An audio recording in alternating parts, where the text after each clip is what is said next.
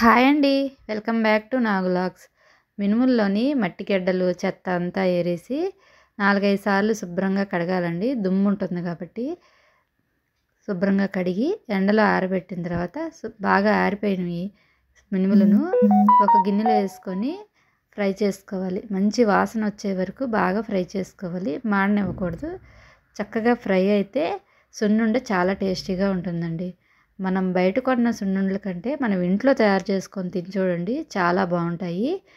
ఇప్పుడు వీటిని చల్లారిన తర్వాత ఇదివరకైతే మనకి తిరగళ్ళు ఉండేవండి. ఇప్పుడు తిరగలు లేవు కాబట్టి మిక్సీలోనే కొంచెం బద్దయ్యే వరకు తిప్పుకొని పొట్టంతా చెరిగేసుకొని బయట మిల్లుకి ఇచ్చి పిండి పట్టించేసుకున్నానండి.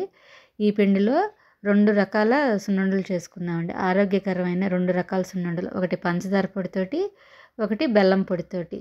తక్కువ నెయ్యితోనే చక్కగా సున్నుండలు చుట్టుకోవచ్చండి. చూడండి, పంచదార పొడేసి సున్నుండ అయితే నెయ్యి ఇంట్లో కాచి చల్లార్చిన నెయ్యిని వేసుకొని సున్నుండలు చుడుతున్నాను.